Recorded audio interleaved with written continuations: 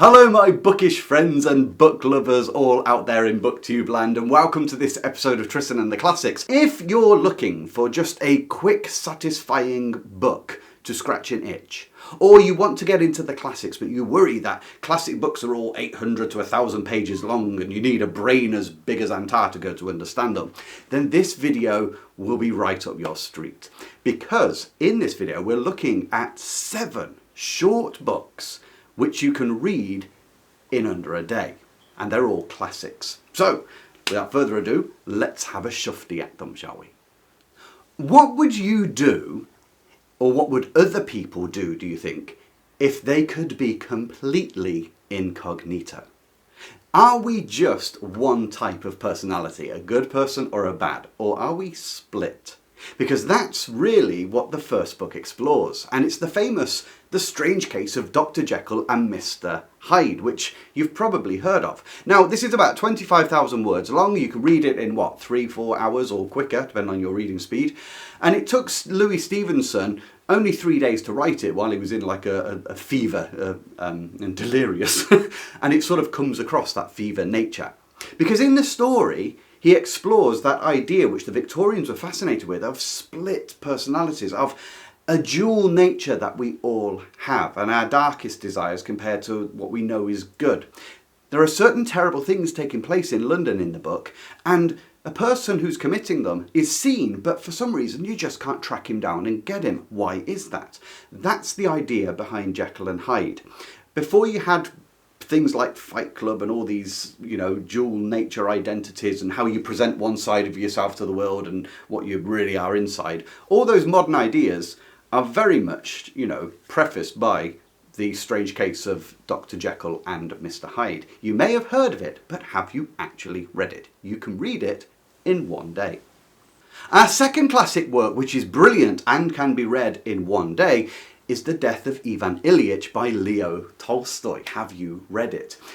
Ivan Illyich seems to have it all. He's successful in society, he's well-to-do, he has a beautiful home and a beautiful family, and then one day this mysterious illness begins to develop, which, as you can tell by the title, begins to take him towards his death. And suddenly he is confronted with the question of, has he lived his life truly meaningfully, or according to what others expect of him? When all else is stripped away inevitably, what really matters in a life? Who really have got the idea of living correct?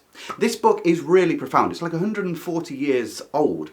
It's not preachy, but it's profound because it makes us confront what we often don't wish to look at, which is our own mortality and that we all have an end. But especially in our current accomplishment, achievement and possession obsessed world, this book asks really, really striking, white hot questions. Are we living with real meaning now, or will we get to the end only to find out we wasted our short span here on Earth? That's the second one. And although that may sound philosophical, believe me, it will open you wide up if you let it, and you will feel deeply moved.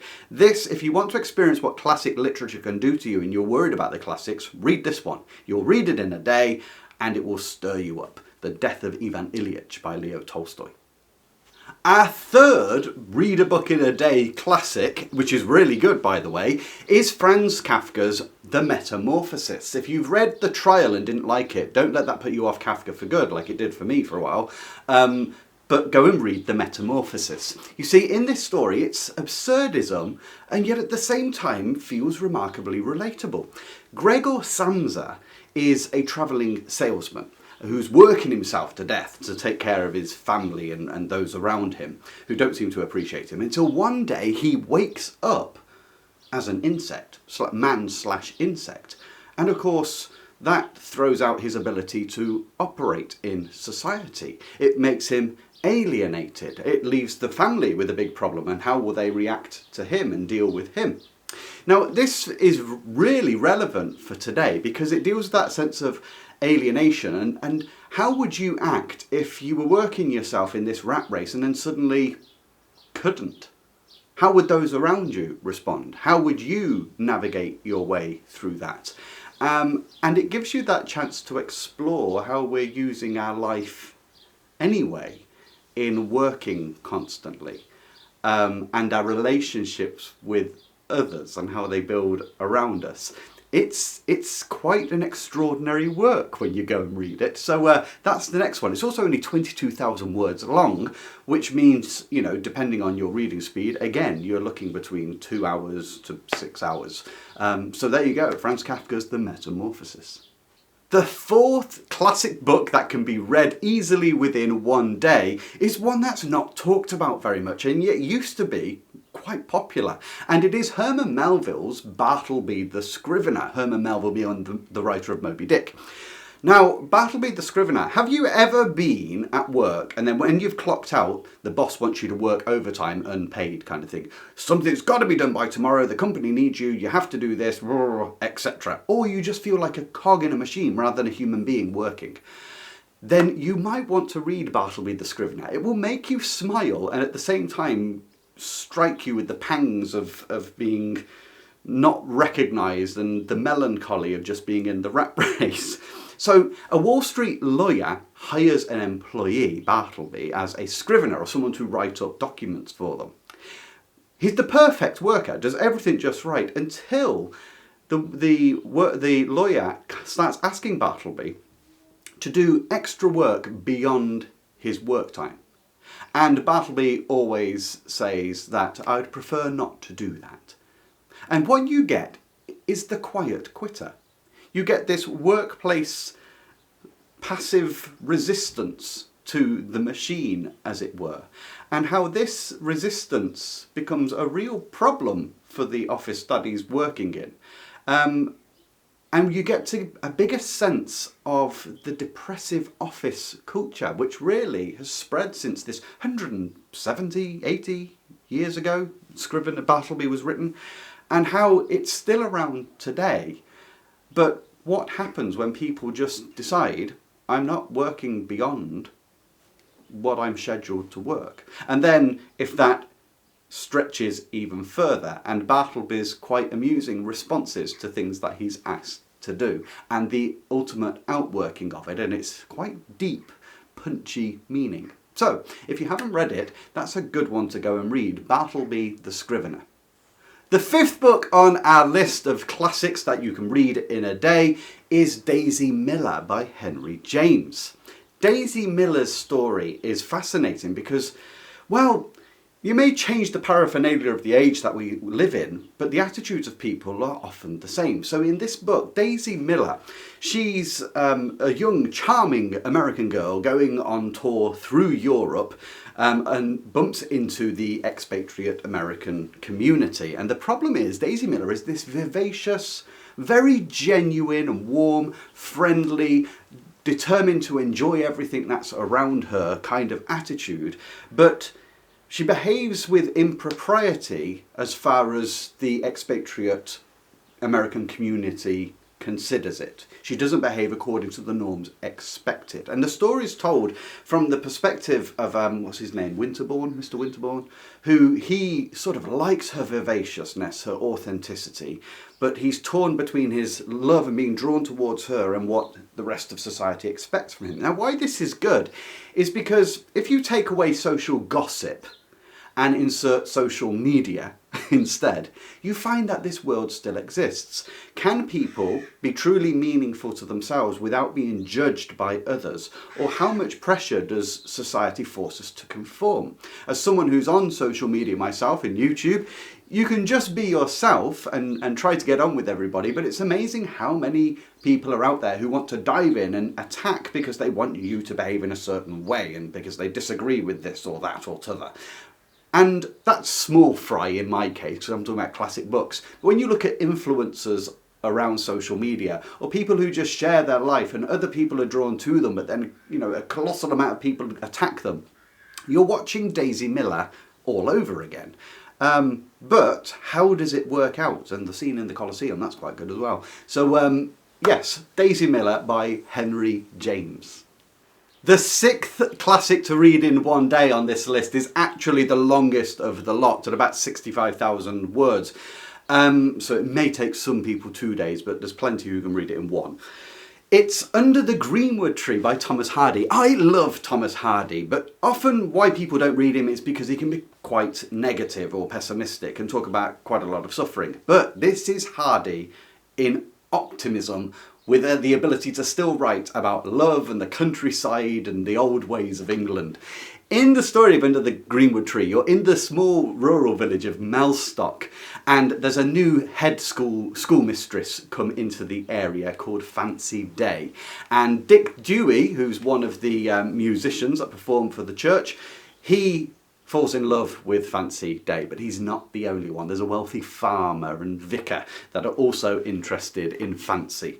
So who's going to get the girl kind of thing. But on top of that, there is also that ever-present feeling from Hardy and a lot of authors of this time of the sudden shift of the world from traditional ways to more industrial, modern ways, and the rapid change that takes place. And that atmosphere that we still, even now, hearken for of a simpler life, even though it wasn't always as simple as we imagine, because there was a lot of difficulties. Anyway, that's beside the point. This is a Victorian rom-com, but it's a rom-com that is done beautifully because you are absolutely rooting for the characters. They are really well drawn. They are alive. There is so much meaning and colour inside all of them, and it's just a serious thrill to read the book. And like I say, if it's a sunny day like it is today, and it's boiling hot by the way, and you want to read something that makes you think of sunny pastures and rolling hills and the country idyll, and as well as that be optimistic rather than negative, then get yourself Under the Greenwood Tree by Thomas Hardy. Yes, it's the longest on the list, but it's still a very short book. The seventh and final book on our list of classics you can read in a day is also the shortest one, 6,000 words approximately, which means you could start it after breakfast and quite easily be finished before lunch. And it's by Charlotte Perkins Gilman. Do you know which one I'm about to say? It's The Yellow Wallpaper. You can think, wow, what kind of title is that? Believe me, this work packs more punch than most full-size novels. In the story, we have a woman who we recognise today is suffering from postpartum depression, and she's given the rest cure, which means to be put in complete isolation so that she does absolutely nothing. And that includes not even having writing equipment with her. And so there she is, locked in this room with nothing to do, and slowly becomes obsessed with the patterns on the yellow wallpaper. And you can think, how is that interesting? Believe me, it's amazing. This is a psychological, would you go so far as to say it's a horror? I'm not so sure about that, but it's certainly psychologically disturbing. And it gets more disturbing as you go on. It's fascinating, but why it's really interesting is because it deals with mental health, going back a long way, in a way that's very recognisable still in some respects. Specifically, women's mental health and how they were just thought to be imagining their problems and it was never being taken seriously. But at the same time, it still endures in a kind of medical gaslighting that people can still come up against today. They can talk about symptoms from their medications or whatever, and the doctor doesn't wish to believe them. It's all in your head, it's all in your head. How many people say that even now, and family and friends can even say it of others. So this topic is really powerful. But when you're forced to view it from the perspective of someone who is genuinely suffering, then it changes the way you think about how you view others. But believe me, this is not sufficient enough a synopsis of this book. There is way more to this book than you can imagine, and yet it's only 6,000 or so words long. So if you want something really quick, then, but obviously if you're looking for something optimistic, go for Under the Greenwood Tree. Don't read this for optimism. But if you want something really quick, go and read The Yellow Wallpaper. Well, I hope you've enjoyed that quick romp through 7 classic works that you can read in under a day, or at least within 2 days, depending on your reading speed and the amount of time you have to spare. These works are all very good works. They are genuinely classic works. And you don't have to consider a classic only a classic if it tops out 700 to 800 pages.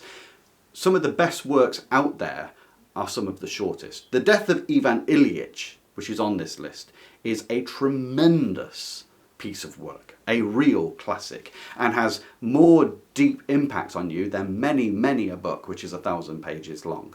So tell me below which ones you've read, which ones you are interested in, or even which ones you would have put on this list if you had made the list. Until the next time, I wish you joy in whatever you read.